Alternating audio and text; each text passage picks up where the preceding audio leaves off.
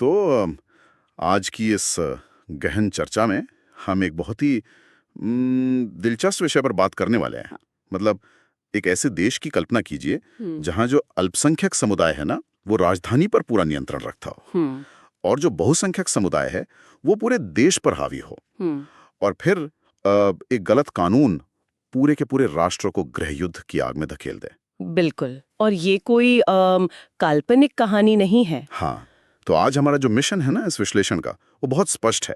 हमारे पास जो ऐतिहासिक केस स्टडीज हैं, जो संवैधानिक दस्तावेज और डेमोग्राफिक डेटा का जो एक बड़ा संग्रह है, हम्म। उसके आधार पर हम ये डिकोड करेंगे कि लोकतंत्र में ये जो सत्ता की साझेदारी होती है, मतलब जिसे पावर शेयरिंग कहते हैं, हम्म। वो असल में काम कैसे करती है। सही बात है। और ये समझना बहुत जरूरी है कि बेल्जियम जैसे देश इतनी भारी विविधताओं के बावजूद एक सफल राष्ट्र कैसे बन जाते हैं, जबकि कुछ अन्य देश बहुसंख्यकवाद या मेजॉरिटेरियनिज्म की राह पकड़कर खुद को पूरी तरह तबाह कर लेते हैं।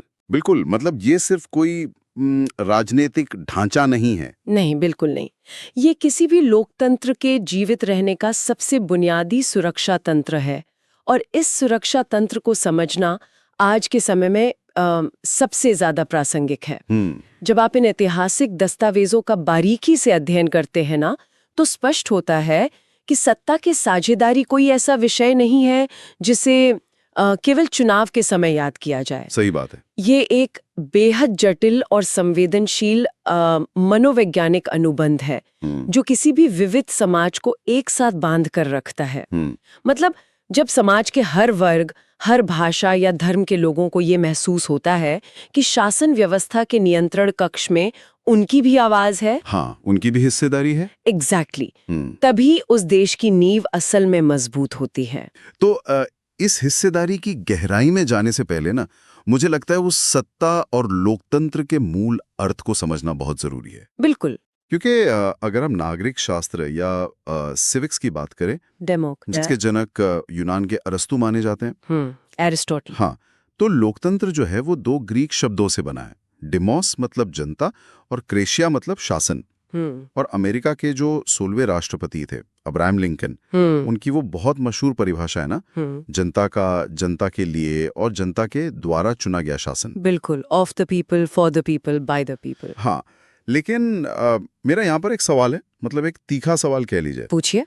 भारत जैसे देश में जनता सीधे शासन तो करती नहीं है। हम अपने प्रतिनिधियों को चुनते हैं, जैसे लोकसभा के लिए 543 सांसद या फिर राज्यों में विधायक। सही है। फिर वो लोग प्रधानमंत्री या मुख्यमंत्री चुनते हैं। तो अगर जनता सिर्फ वोट देकर 5 साल के लिए भूल जाती है और सारा फैसला नेता लेते हैं, तो ये जनता का शासन कैसे हुआ? ये बहुत ही लाजवाब सवाल है। देखिए, प्रतिनिधि लोकतंत्र या जिसे हम रिप्रेजेंटेटिव डेमोक्रेसी कहते हैं ना, उसकी कार्यप्रणाली इतनी सीधी नहीं होती। तो फिर कैसी होती है? इसे आप ऐसे समझिए कि एक कंपनी है, उसमें जनता जो है वो शेयर होल्डर है। अच्छा। और वो अपना एक मैनेजर चुनती है जो कि नेता होता है। शेयर होल्डर रोजमर्रा के फैसले नहीं लेता, लेकिन उसके पास मैनेजर को बदलने की ताकत होती है। ये एक बहुत अच्छा उदाहरण है। या फिर मैं इसे एक ड्राइविंग स्कूल की ड्यूल कंट्रोल ट्रेनिंग कार की तरह देखता हूँ। हाँ, वो भी एक अच्छा रूपक है। मतलब उस कार में स्टीयरिंग व्हील तो एक ही होता है ना? हाँ। लेकिन ब्रेक और क्लच पर नियंत्रण सीखने वाले छात्र और सिखाने वाले इंस्ट्रक्टर दोनों के पास होता है। बिल्कुल। अगर कोई एक व्यक्ति कार को गलत दिशा में ले जाने की कोशिश करे, हाँ, तो दूसरा व्यक्ति अपने नियंत्रण का उपयोग करके एक्सीडेंट टाल सकता है। एग्जैक्टली। और लोकतंत्र में सत्ता का बंटवारा बिल्कुल इसी डुअल कंट्रोल की तरह काम करता है।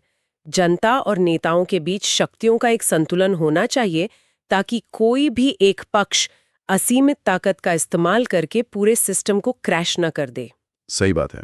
और इस डुअल कंट्रोल कार वाले रूपक को अगर हम एक और कदम आगे बढ़ाएं ना, तो असली चुनौती तब सामने आती है जब उस कार में बैठे यात्रियों की मंजिलें ही अलग-अलग हो। ओहो, मतलब डाइवर्सिटी या विविधता की बात कर रही हैं आप? बिल्कुल।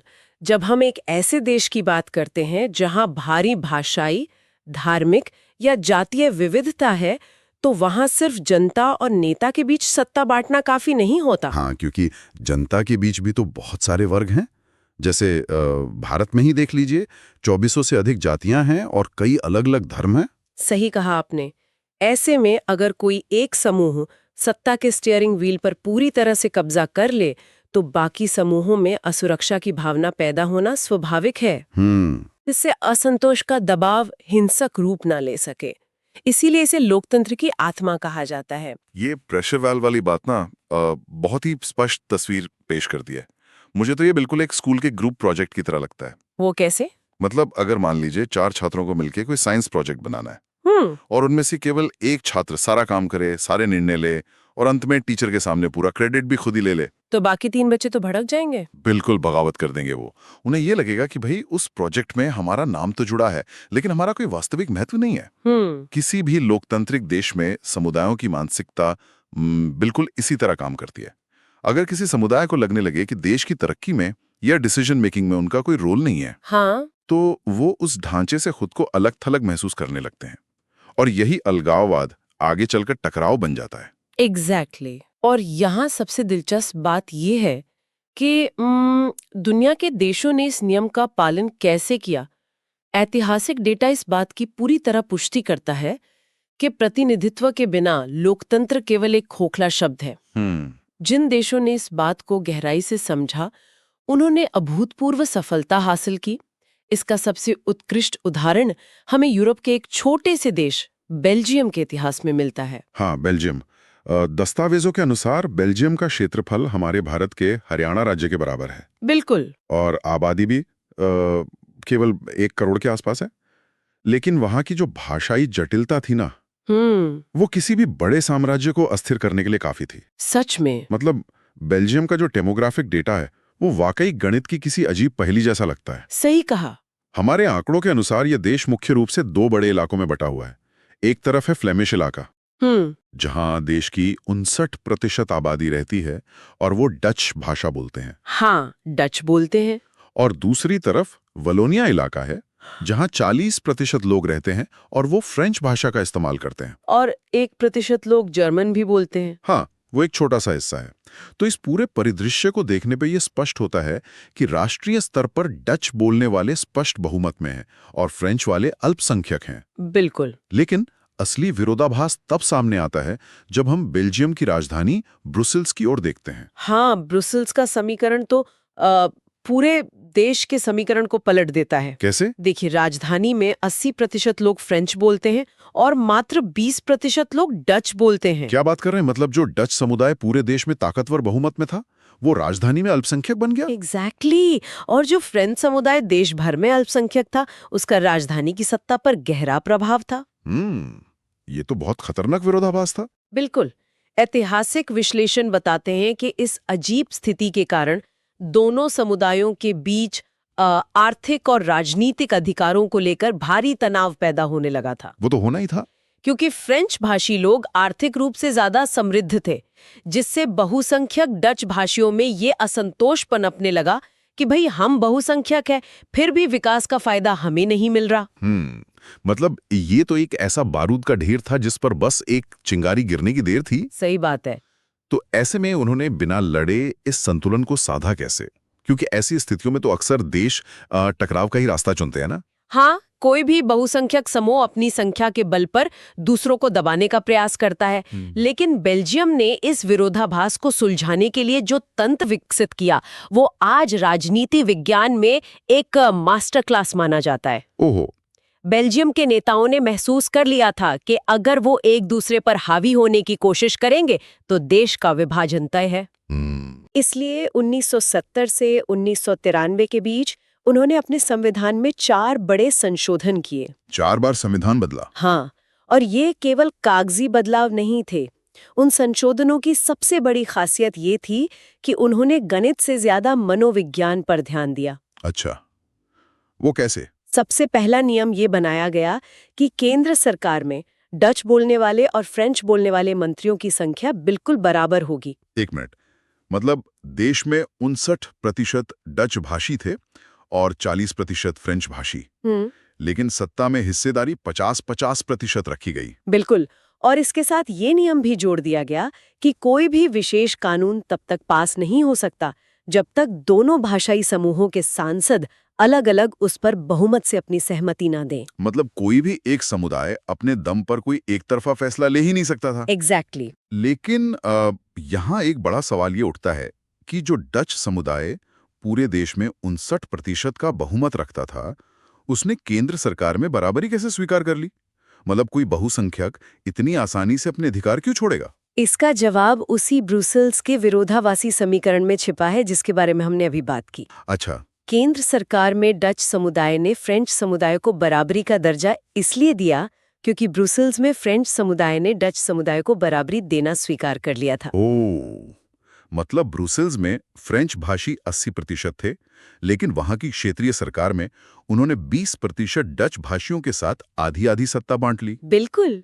ये जो लेन देन था ना, ये आपसी समझौता ही उस शांति की असल बुनियाद था। वाकई ये तो बहुत ही समझदारी भरा कदम था। और सत्ता का ये विकेंद्रीकरण सिर्फ केंद्र और राज्य तक सीमित नहीं रहा। बेल्जियम ने एक तीसरे स्तर की सरकार का भी नवाचार किया। तीसरी सरकार, वो क्या थी? उसे सामुदायिक सरकार या कम्युनिटी गवर्नमेंट कहा गया। ये सरकार किसी क्षेत्र विशेष के आधार पर नहीं, बल्कि भाषा के आधार पर चुनी जाती थी।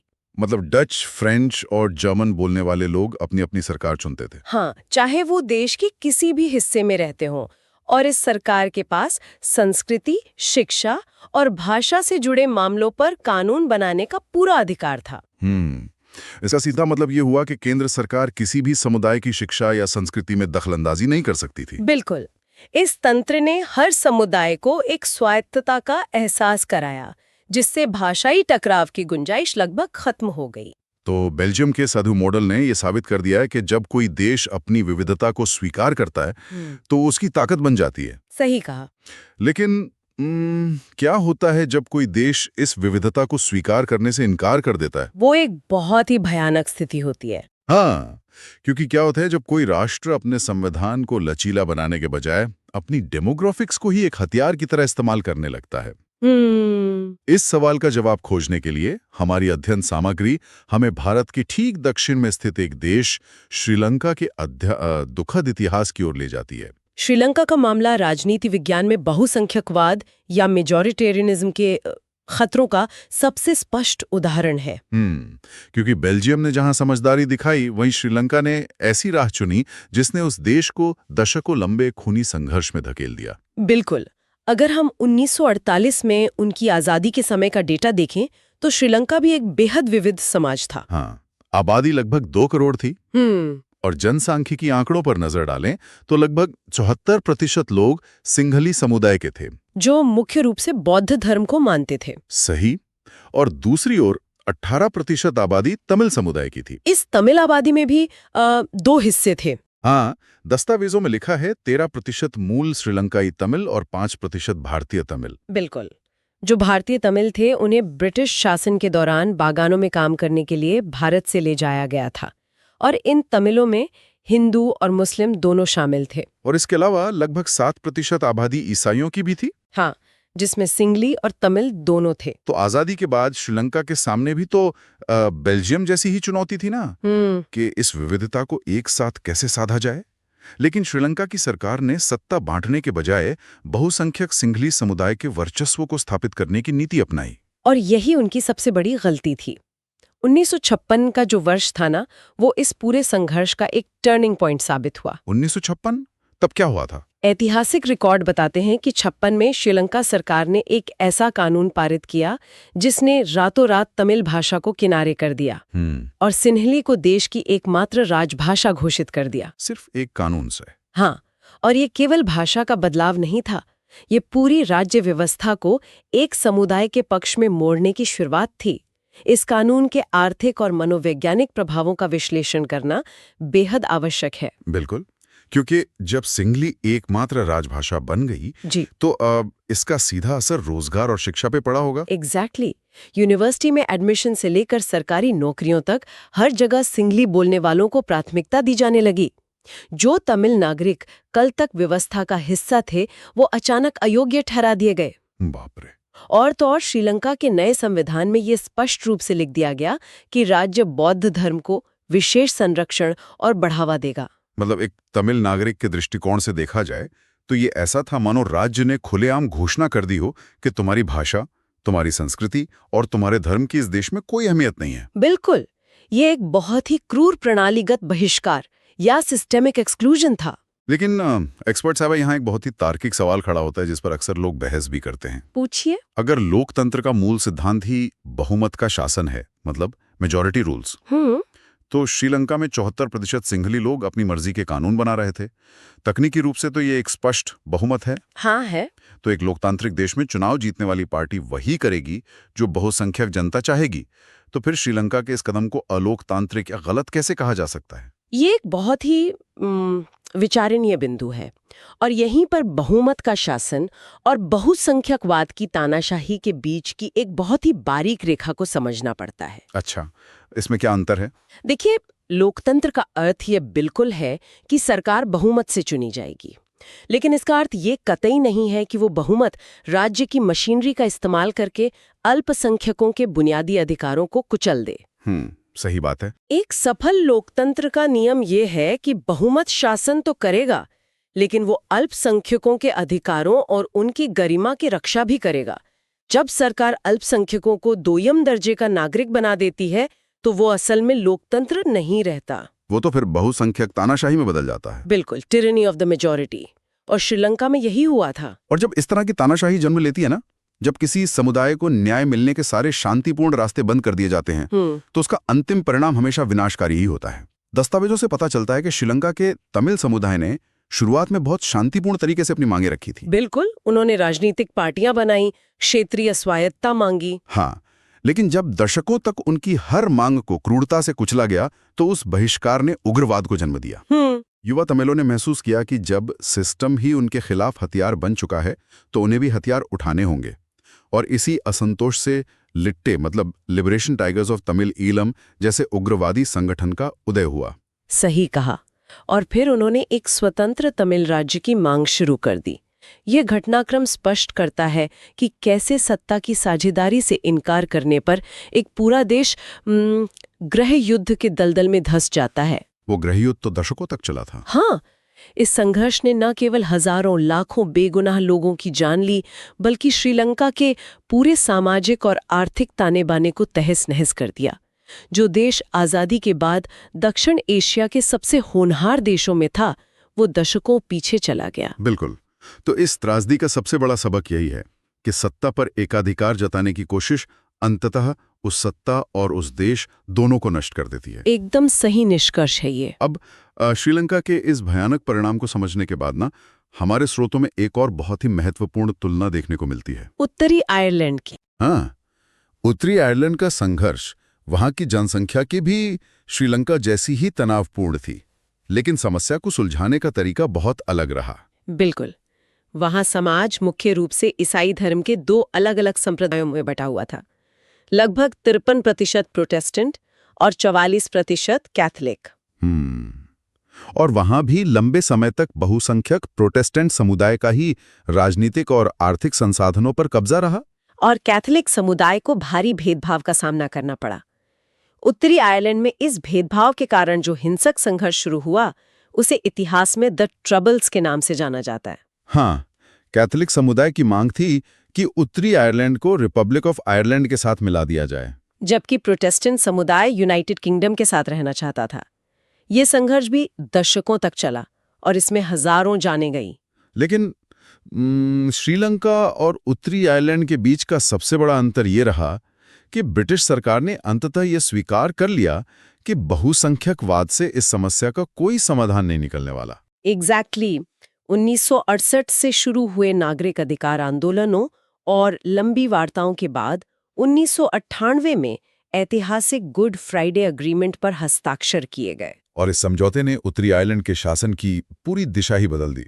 इसके तहत सत्ता की साझेदारी का एक बहुत ही जटिल लेकिन प्रभावी तंत्र स्थापित किया गया। ये तय किया गया कि सरकार में प्रोटेस्टेंट और कैथोलिक दोनों समुदायों के राजनीतिक दलों का एक साथ शामिल होना अनिवार्य होगा। बिल्कुल। पुलिसिंग और न्याय व्यवस्था में भी सुधार किए गए ताकि कैथोलिक समुदाय का विश्वास लौट सके। इस संस्थागत सत्ता की साझेदारी ने उस दशकों लंबे गृह युद्ध को समाप्त कर दिया। तो मतलब ये स्पष्ट रूप से बेल्जियम मॉडल की सफलता का ही एक और रूप था। हाँ, जिसने ये साबित किया कि जब समाज बटा हुआ हो तो शांति स्थापित करने का एकमात्र रास्ता सत्ता का उचित बंटवारा ही है। सही बात है। इन तमाम ऐतिहासिक और अंतर्राष्ट्रीय केस स्टडीज का विश्लेषण करने पर जो एक अकाट्य निष्कर्ष सामने आता है ना, वो ये है कि लोकतंत्र में सत्ता की साझेदारी कोई विलासिता या विकल्प नहीं है, बल्कि ये किसी भी राष्ट्र के जीवित रहने की अनिवार्य शर्त है। बिल्कुल सही कहा आपने। जिन देशों ने सत्ता को एक मुट्ठी में कैद करने की कोशिश की, उन्होंने केवल विनाश देखा है। हाँ, सत्ता का बंटवारा, चाहे वो विधायिका में हो, कार्यपालिका में हो या फिर क्षेत्रीय सरकारों के रूप में हो, समाज के विभिन्न हिस्सों को यह आश्वासन देता है कि उनका अस्तित्व सुरक्षित है। और देखिए, ये सिद्धांत केवल राष्ट्रों की सीमाओं तक ही सीमित नहीं है। आज जब हम समाज के विभिन्न वर्गों जैसे महिलाओं, दलितों या हाशिए पर पड़े अन्य समुदायों की ओर से विभिन्न संस्थाओं में प्रतिनिधित्व की मांग देखते हैं ना, बिल्कुल। तो उसके मूल में भी यही सत्ता की साझेदारी का मनोविज्ञान काम कर रहा होता है। ये एक बहुत ही व्यापक दृष्टिकोण है जो इन ऐतिहासिक उदाहरणों को सीधे हमारे वर्तमान से जोड़ देता है। ये तो पूरी तरह से स्थापित हो चुका है कि चाहे बेल्जियम की सामुदायिक सरकार हो, एग्रीमेंट हो, सत्ता की साझेदारी ही वो गोंद है जो लोकतंत्र को टूटने से बचाती है। बिल्कुल। लेकिन अब जब हम इस गहन चर्चा के अंतिम पड़ाव पर है ना, तो इन राजनीतिक और भौगोलिक सीमाओं से परे एक बहुत ही अलग परिदृश्य उभरता है। वो क्या? अब तक हमने इंसानों, समुदायों, सरकारों और देशों के बीच सत्ता के बंटवारे का विश्लेषण किया। ये सब उस भौतिक दुनिया का हिस्सा है जहां भूगोल तय करता है कि ताकत किसके पास होगी। हाँ, लेकिन आज की वास्तविकता उस भौतिक दुनिया से बहुत आगे निकल चुकी है। एग्जैक्टली। आज हम एक ऐसे डिजिटल युग में प्रवेश कर चुके हैं जहां सत्ता और ताकत की पूरी परिभाषा ही बदल गई है। हाँ, इस युग में सबसे बड़ी सत्ता न तो हथियारों में है और न ही संसदों में। आज की सबसे बड़ी सत्ता डेटा और सूचना है। सही बात है। और अगर सूचना ही सत्ता है तो इस बात का विश्लेषण करना बहुत आवश्यक हो जाता है कि इस नई दुनिया में सत्ता का केंद्रीकरण कहाँ हो रहा है। बिल्कुल। आज कुछ चुनिंदा विशाल टेक कंपनियों ने वैश्विक स्तर पर एल्गोरिदम और डेटा के प्रवाह पर अपना एकाधिकार स्थापित कर लिया है।